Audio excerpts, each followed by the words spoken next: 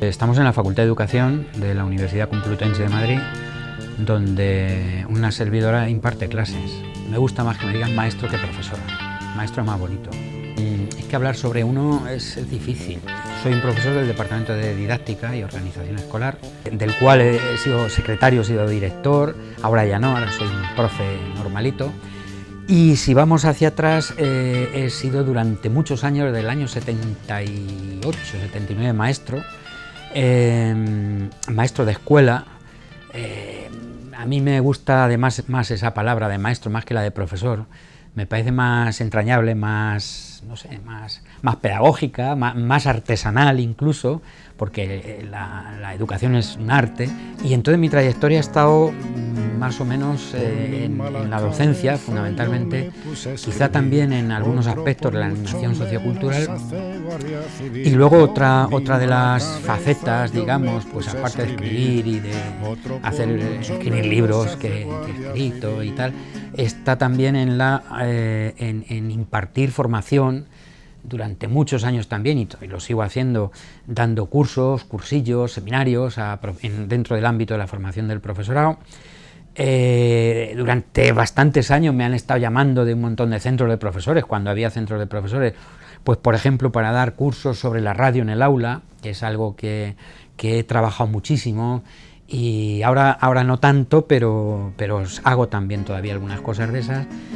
Y de hecho mi tesis doctoral tuvo que ver con la utilización didáctica de la radio en el aula. Cuando hablo de la radio en el aula, hablo o me refiero a la creación propia por parte de los niños y niñas de programas de radio.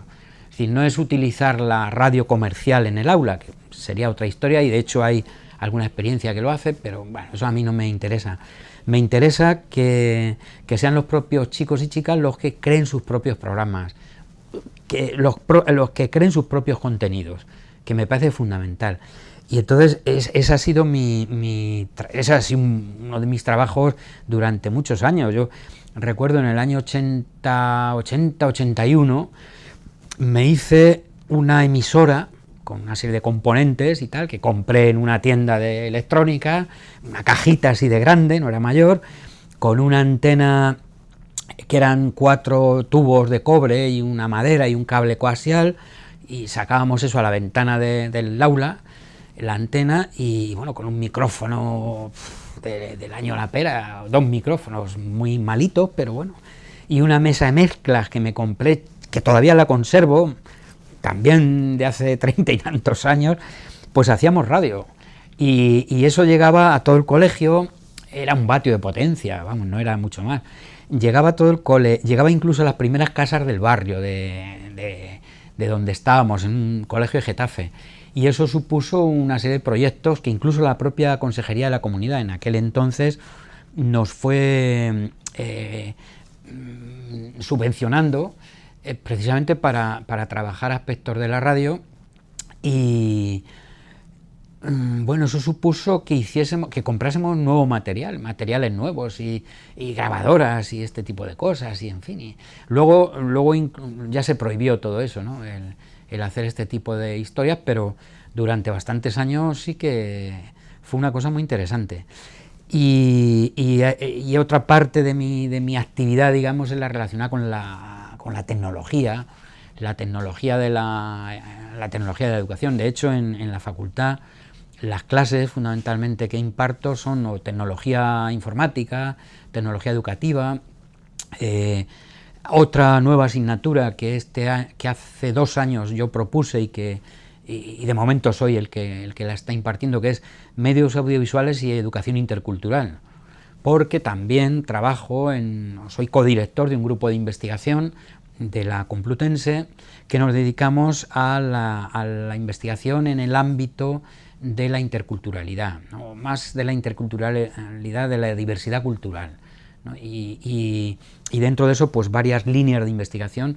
Una de ellas precisamente es cómo la tecnología o las nuevas herramientas, por ejemplo, de la web 2.0, pueden facilitar y aportar muchas estrategias que tienen que ver con la educación o con la atención a la diversidad cultural y lingüística incluso, ¿no? Hay situaciones en las que, en los estudios de casos que hemos realizado, de cómo a los chicos y chicas que vienen, ahora no tanto, pero que venían inmigrantes, por ejemplo, de Marruecos, se les consideraba como que, bueno, no sabían nada, ¿no? Y no hablan nuestra lengua, no hablan español, pero resulta que hablaban francés, hablaban árabe, hablaban algún dialecto de la zona de donde estuvieran, y eso no se les tenía en cuenta.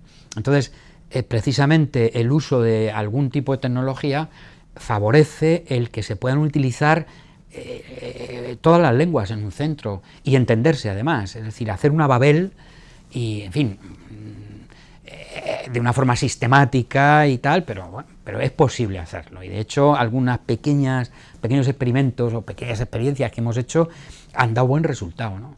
aunque no se entendieran, digamos, en ese lenguaje, en esa lengua vehicular. Hay otros lenguajes también, la música, las matemáticas, la plástica, y eso aúna a un grupo de chicos y chicas. Ya hicimos alguna pequeña experiencia simplemente con instrumentos de percusión, cómo había un diálogo, un entendimiento entre chicos y chicas que no hablaban una lengua, la misma lengua, pero sin embargo, digamos, musicalmente hubo una comunión ahí, ¿no? Y eso es posible, vamos. La actividad en la que se forma la persona, básicamente. Educar es, yo creo que acompañar a otros a lo largo de un camino, que es ese camino de la formación y autoformación de las personas. Y sería básicamente eso, es decir, en ese mismo plano, acompañar a alguien, ¿no?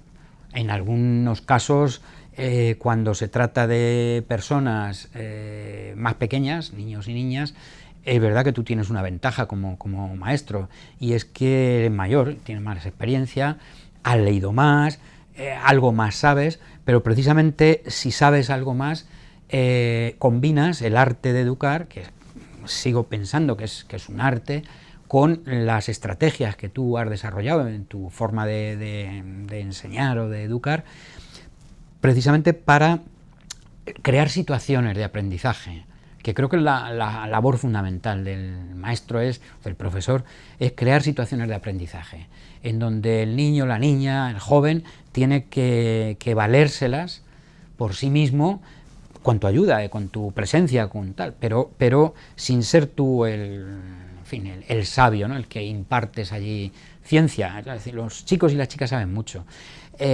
Si se sabe aprovechar, pero eso incluso con los jóvenes que tenemos aquí en la facultad, si se sabe aprovechar la capacidad de entusiasmo que tienen, la capacidad de asombro que tienen, las ansias por saber que tienen, pues es maravilloso. Lo que pasa es que la educación formal lo que va haciendo es castrando poco a poco todas esas ansias de saber, esa capacidad de entusiasmo, y lo que hace es aburrir a los chicos y a las chicas hasta la saciedad. Hombre, la consideración social que tiene la sociedad civil sobre el papel del docente ha mejorado en los últimos años. Aquello de pasas más hambre que un maestro escuela ya no existe. Sí es verdad que comparado con otras profesiones parece que todavía está un poquito bajo, pero curiosamente los últimos datos del CIS sitúan al profesorado en un nivel considerablemente alto, ¿no? Con respecto a otros que han bajado, por ejemplo, la justicia o el ejército, o estos colectivos, ¿no? Tienen ahora mismo un desprestigio quizá mucho más grande, o los políticos, no digamos, ¿no? Mucho más grande que los docentes. Quizá también a ello, o esto ha influido seguramente las famosas mareas, la marea verde, la marea blanca, la situación socioeconómica que estamos viviendo. Yo creo que todo eso ha influido, pero la escuela, yo creo que hoy en día, o la educación en general, se ve como algo bastante necesario y positivo, ¿no? Desde las instituciones políticas y educativas y de la propia administración a la educación y a todo lo público, se lo está maltratando, pero de una forma vil. Y yo creo que esto no es casual. Yo creo que hay un diseño perfectamente estructurado del poder político neoliberal o liberal, o llámese como se quiera, para destrozar absolutamente todo lo público, en aras de lo privado. Es decir, la educación se ha mercantilizado, se habla de clientes, no se habla de estudiantes o de alumnos, y como eso cantidad de cosas. Se ha mercantilizado de tal forma que lo público, y en este caso la educación pública, se está quedando, o se va a quedar, o parece ser que ese es el diseño, para las clases más humildes y para los pobres, ¿no? Es lo que están haciendo. En ese afán por privatizar y por decir que lo privado es lo mejor. Es decir, hay una falta de democracia, desde luego, de una democracia real, de pensar lo público, y lo público es lo que es bueno para toda la sociedad, inclusiva para todos y todas las personas que forman parte o formamos parte de la sociedad, independientemente de lo que se sea. Pero eso la propia administración y el propio sistema se lo está cargando.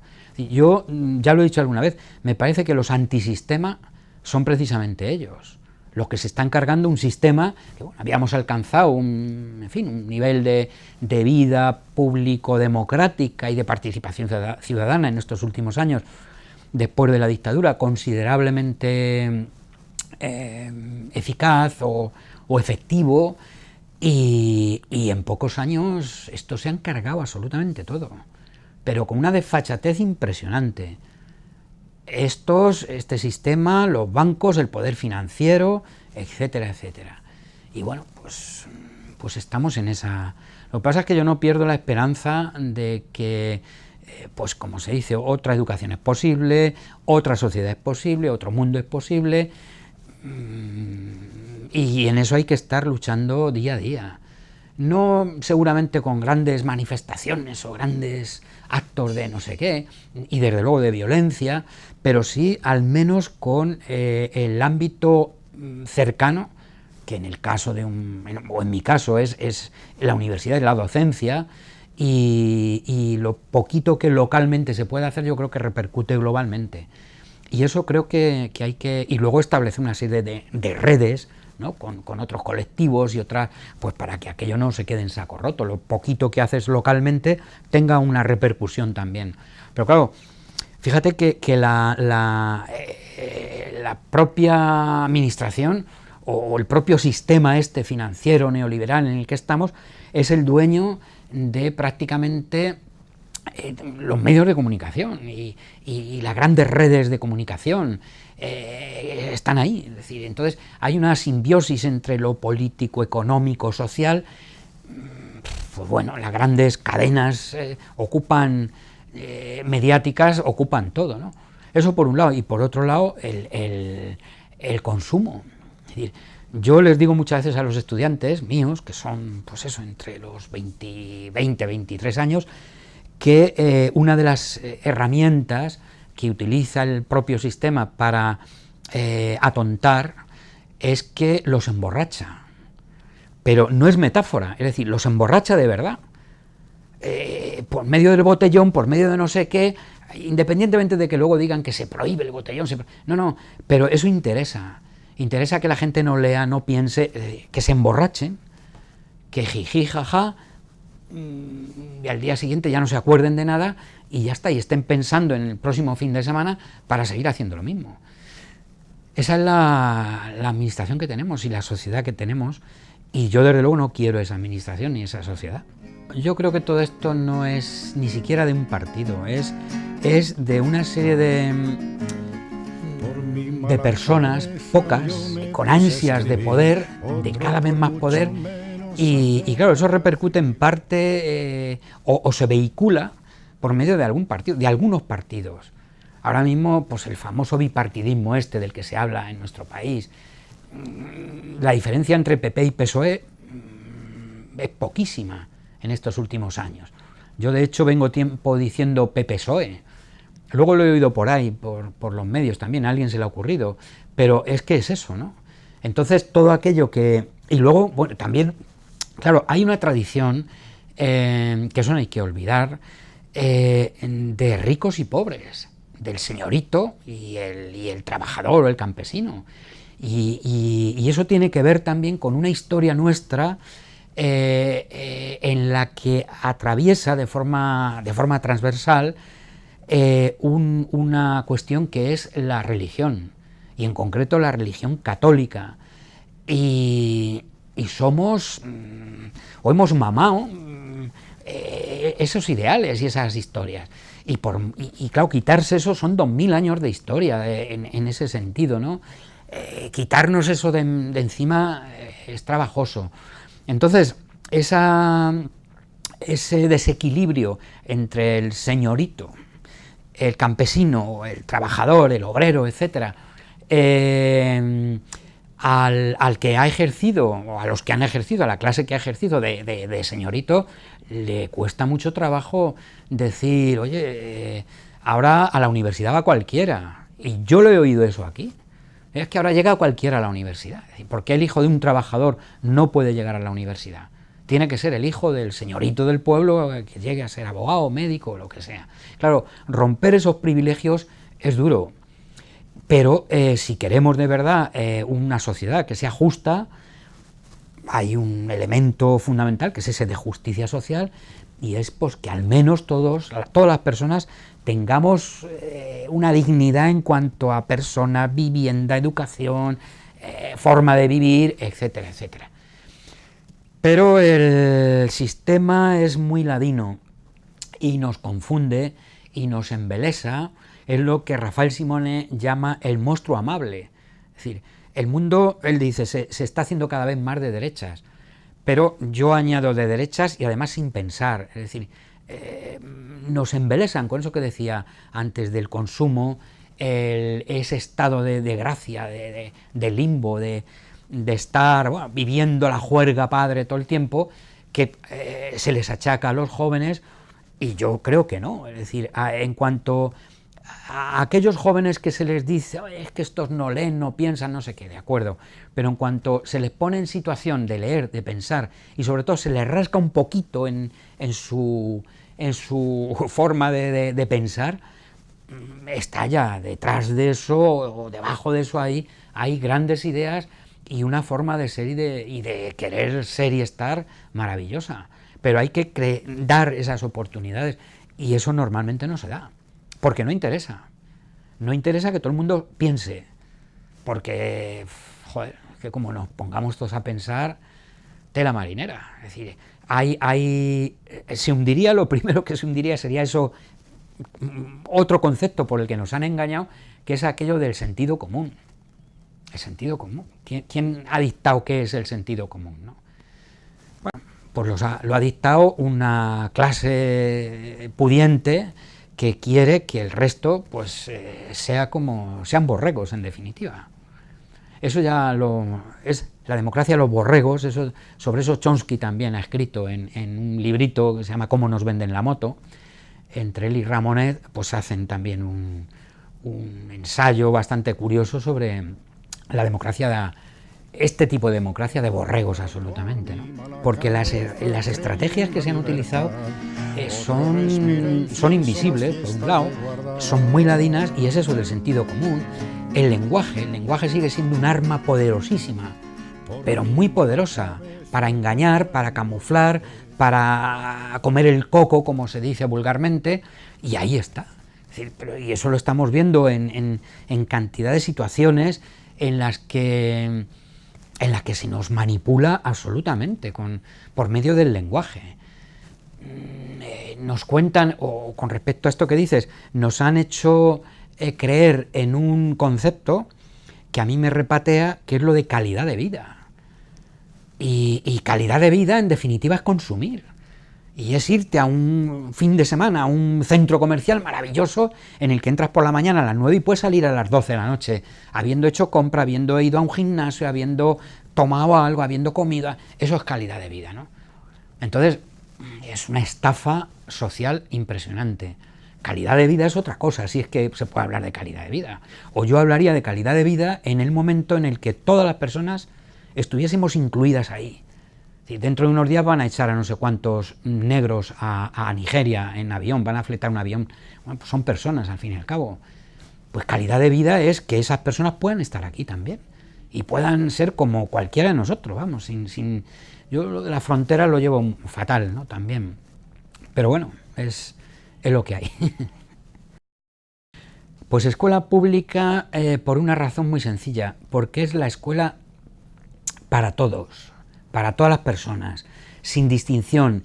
Es la escuela, claro, entendiendo por escuela pública una serie de cuestiones, como es la democracia, una escuela democrática, una escuela científica, una escuela inclusiva, una escuela en la que hasta el último detalle se cuestione y se mire, una escuela, como ya se está empezando a decir, del cariño y la acogida, es decir, en la que todas las personas tienen su sitio.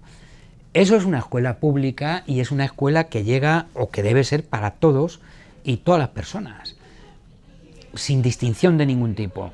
Una escuela en donde el profesorado sean personas comprometidas con la sociedad, pero en donde las personas, familias, niños, niñas, también adquieran un compromiso en esa comunidad, ¿no? Y eso sería el ideal de escuela pública, la escuela del pueblo, que se decía antes también, ¿no? La escuela para todas las personas. Ahora mismo hay escuela pública, pero hay un matiz en el concepto que la propia administración tiene de la escuela pública, y es que es escuela estatal. Es decir, la escuela estatal no es la escuela pública.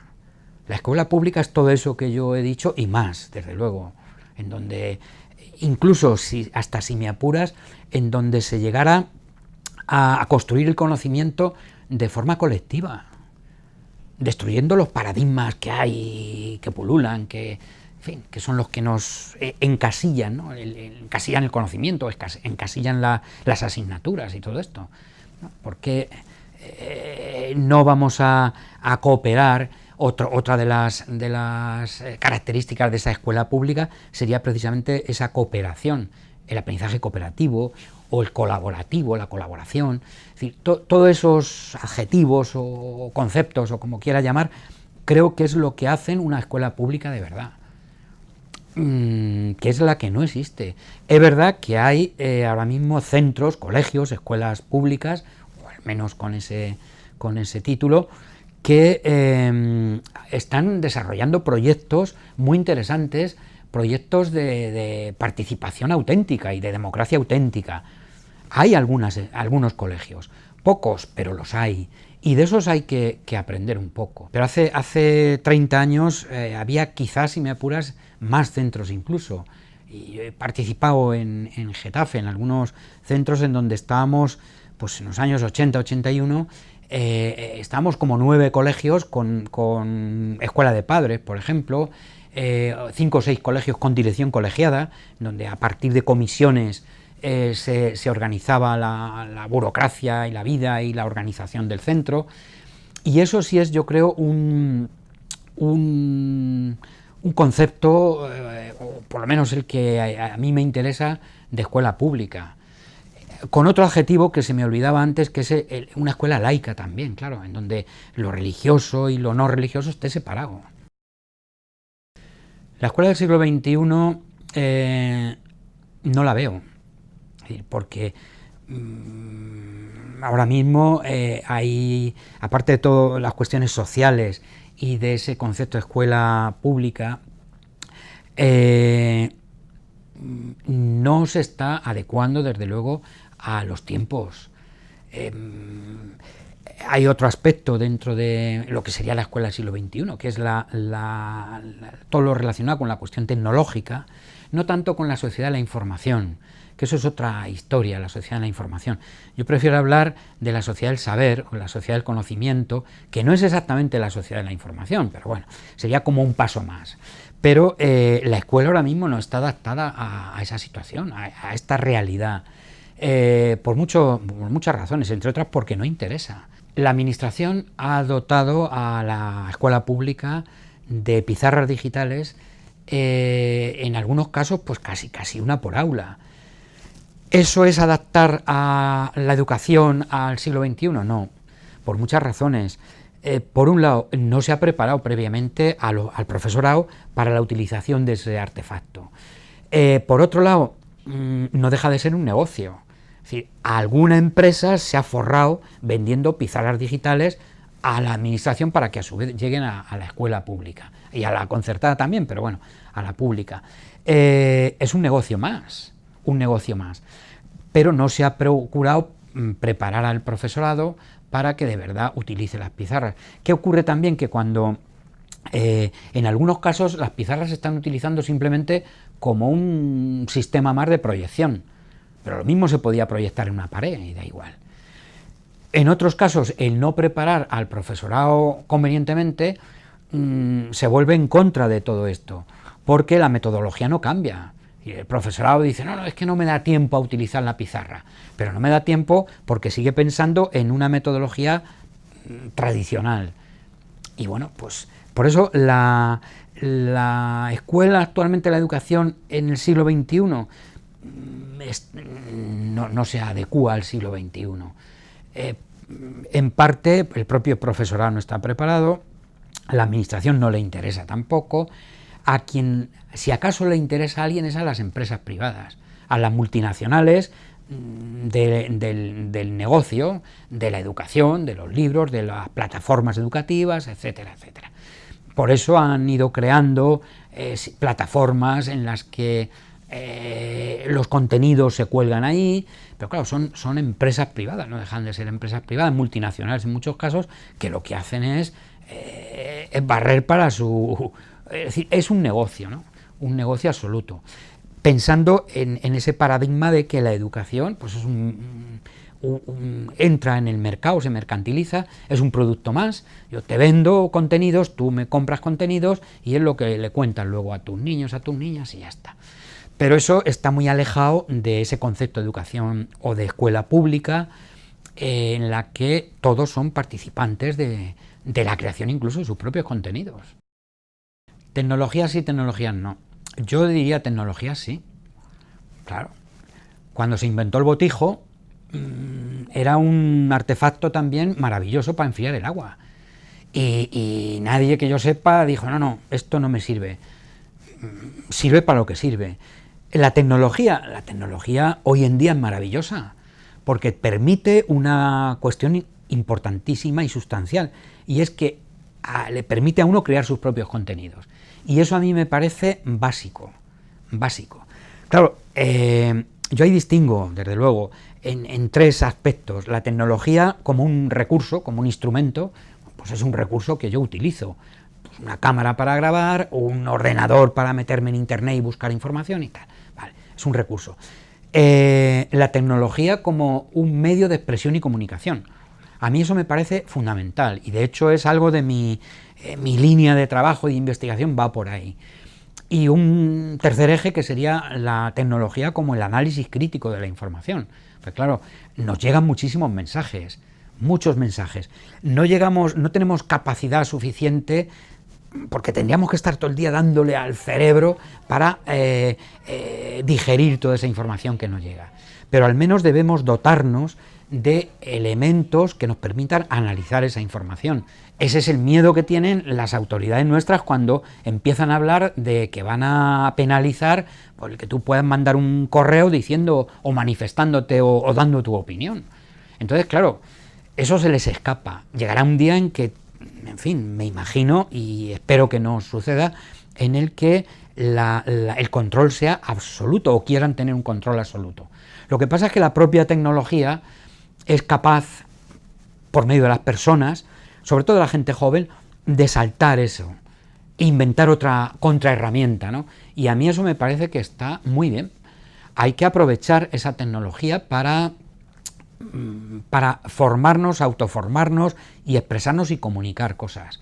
Y esa comunicación en red, crear ese tipo de redes, no digo redes sociales, que eso es otra historia, pero sí redes de conocimiento, Eso me parece fundamental. Y ese sería hoy en día uno de los principales retos de la educación y de la escuela, sobre todo de la escuela pública, ¿no? Y la escuela no puede obviar eso. La alfabetización digital es algo fundamental hoy en día. Se puede decir, bueno, es que hay mucho profesorado que no está preparado para eso. Bueno, pues que aprenda. Si aprender, yo no nací aprendiendo todas estas cosas. Yo no tuve televisión en mi casa hasta que era un adolescente, porque los tiempos eran los que eran. Y ahora cualquier niño nace, estos nativos digitales, nacen pues rodeados de pantallas por todos lados, ¿no? Y esa es otra de las cuestiones que creo que hay una cosa fundamental, y es que hoy en día otra de las funciones de la escuela pública, de la escuela del siglo XXI, es enseñar a desaprender. Creo que hay que desaprender muchísimas cosas. Fíjate las pantallas que yo te decía, pero es que son otros los que nos crean nuestros paisajes. Es decir, un niño que nace rodeado de pantallas está viendo y absorbiendo los encuadres que otras personas han preparado. Es decir, la ventaja de algunos de nosotros de haber nacido en un pueblo hace muchos años y irnos a jugar a una era, porque no había televisión y no había no sé qué, era que nosotros nos construíamos nuestros propios paisajes. Los propios encuadres que yo quería eran los que yo vivía y yo mamaba y yo veía. Eso es maravilloso. Eso ahora no se hace, lo hacen otras personas, lo hace un programador, lo hace no sé qué cadena, lo hace no sé qué dispositivo que te enmarca, te encuadra eso. Y eso es una labor de la enseñanza del siglo XXI, que es desaprender todo eso. Y habrá que hacer actividades del tipo, chicos, hoy nos dejamos aquí los móviles, nos dejamos los smartphones y los no sé qué, y nos vamos a ir al campo a ver atardecer. Pero para que cada uno cree sus propias imágenes. A mí eso me parece fundamental. Luego haré lo que sea con esas imágenes, incluso las puedo capturar y las meto en una maquinita y las modifico y las hago lo que sea, ¿no? Para eso hay programas, para hacer cosas. Pero primero he mamado yo esa imagen. Y eso no se hace. Y a mí eso es otra de las cosas que me parece fundamental. La utopía sería, o lo ideal sería, que una sociedad se sentase a pensar qué cosas hay que aprender y qué cosas hay que enseñar. No ocurre eso normalmente. Los planes de estudio los diseñan técnicos, tecnócratas, burócratas, que en algunos casos y en determinados momentos pues han estado muy alejados de la realidad de la escuela, ¿no? Yo me conformaría con que los planes de estudio, las famosas leyes de educación, las diseñaran, pues por decirlo así, un numeroso grupo de sabios, de personas sabias. Un arquitecto, un abogado, un pedagogo, un médico, etcétera, etcétera, etcétera. Gente, y con sabios no me estoy refiriendo a grandes catedráticos y no sé qué. Hay gente muy sabia en los pueblos, por ejemplo, gente mayor, gente joven. Es decir, yo de verdad, cuando sea ministro de Educación, que lo seré dentro de poco, cogeré pues eso, un grupo de gente sabia, de todas las edades, de todos los estratos sociales, que planifiquen una ley educativa. La ley que estrenamos, LOMCE, una ley que nos retrotrae a, en fin, no digo al siglo XIX, porque hubo incluso cosas mejores en el siglo XIX, pero sí a unos años grises en nuestro país. Claro, pero la diseña un grupo de gente, tecnócratas, desde los despachos. La LOCSE fue un atisbo de modernización, de democratización, más o menos, en fin, en donde se planteaban una serie de cuestiones que en el fondo hacían protagonista al docente y dicho de otra manera, le hacían trabajar, le decían, oiga, haga usted su currículum aquí en su centro y tal. Eso también tuvo muchos detractores porque decían, joder, es que ahora me están haciendo trabajar, ahora me dicen que yo como profesional organice el currículum. y muchos no estaban dispuestos a eso, sobre todo en los institutos, fundamentalmente. En muchos casos de la educación pública, de la escuela pública, en infantil y en primaria, aquella ley vino a legalizar cosas que se estaban haciendo, curiosamente. Pero los que diseñan los planes de estudios, lo que es ridículo es que ahora gana no sé qué partido y se inventan una ley de educación. Luego llega el otro partido, pues ahora otra ley. Eso me parece deshonesto, incluso con la sociedad. Si no se llega, o habría que llegar a hacer el esfuerzo por llegar a un gran pacto, que se está hablando mucho últimamente también, un pacto social en cuestiones educativas, y creo que eso sería el primer paso, sería fundamental. Y sobre todo, diseños de verdad educativos en donde se tuviese en cuenta la voz de mucha más gente, no de los 4 tecnócratas de turno, ¿no? De los 4 catedráticos de no sé qué, de mucha más gente. Se pueden hacer las cosas de muchas maneras, efectivamente. ¿Cuál es la mejor? No lo sé, pero desde luego sí creo que la mejor es aquella que contempla a todas las personas sin excluir a nadie y que da respuesta a las necesidades de todas las personas, chicos, chicas, grandes, viejos, lo que sea. Esa me parece que sería la mejor forma. ¿Cómo se llama eso? Pues no lo sé. ¿Eso es calidad? Seguramente. Pero es la que, desde luego, da respuesta a todos y a todas. Esa dicotomía entre lo que sería un profesor, un docente clásico, ¿no? y ese otro perfil más, ya, yo no digo del siglo XXI, pero sí otro perfil distinto, que sería el perfil propio de ese concepto de escuela pública, la diferencia es abismal. Y eso contrapuesto o de forma analógica a lo que representa la propia tecnología. Por un lado, las herramientas que permiten crear tus propios contenidos frente a otras herramientas como la televisión, por ejemplo, en donde tú eres un simple espectador, no creas tu contenido ahí.